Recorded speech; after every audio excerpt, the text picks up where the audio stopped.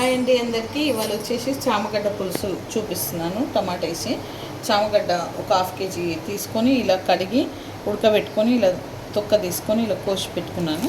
Onion ఒక 3 పెద్ద size onion, టమాటాలు ఒక 2 తీసుకున్నాను, చింతపండు ఒక చిన్న నిమ్మకాయ సైజు అంత చింతపండు తీసుకున్నాను. ఇప్పుడు తయారు చేసే విధానం అండి. కరివేపాకు ఒక 4 రెమ్మల కరివేపాకు తీసుకున్నాను. కడాయి పెట్టుకున్నాను.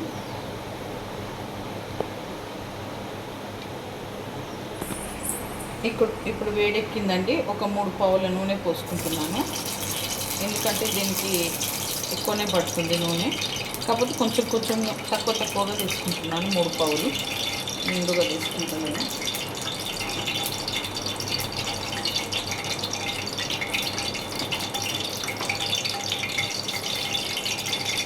ఇప్పుడు సగం స్పూన్ జీలకర్ర, సగం స్పూన్ ఆవాలు వేసుకోవాలి.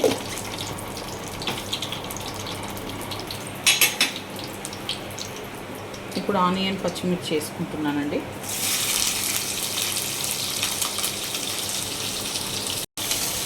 ఇవి బ్రౌన్ కావాలండి కొంచెం ఆనియన్ పచ్చిమిర్చి.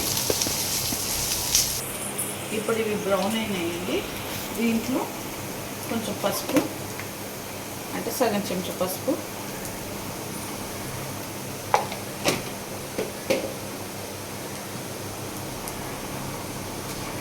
సగం చెంచా అల్లం వెల్లిపాయ,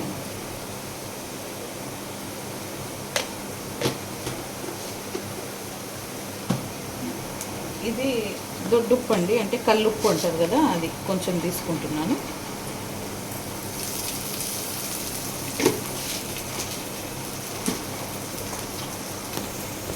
కరివేపాకు కూడా వేసుకోవాలి. ఇప్పుడే అన్నీ వేసుకొని కలుపుకోవాలండి. ఇప్పుడు టమాటాలు కూడా వేసేస్తున్నానండి.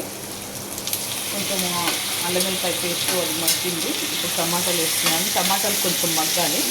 మగ్గాక చామగడ్డ వేస్తాను.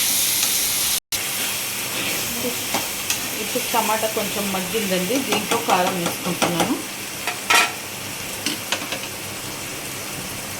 2 చెంచాల కారం వేసుకుంటున్నాను.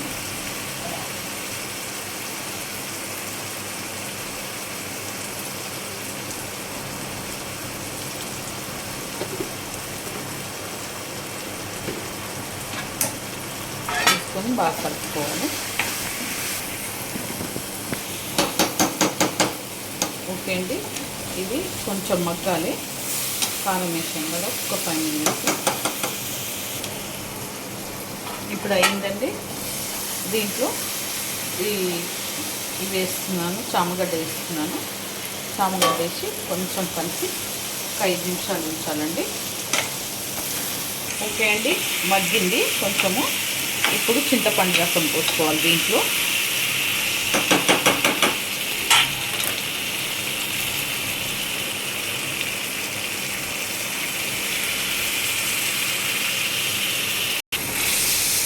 ఇప్పుడు ఇది కలుపుకోవాలండి. మొత్తము కలుపుకొని దీంట్లో కొన్ని వాటర్ పోసుకోవాలి.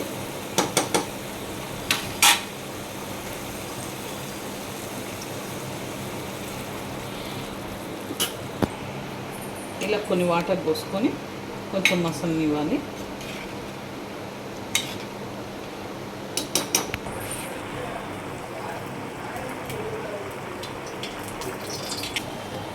ఓకే అండి, ఇప్పుడు దీంట్లో ధనియాల పొడి కొంచెం ఉడికింది. ధనియాల పొడి ఒక స్పూన్ వేసుకున్నాను. సగం చెంచా గరం మసాలా వేసుకుంటున్నాను. కొత్తిమీర వేసుకుంటున్నాను ఒక కట్ట.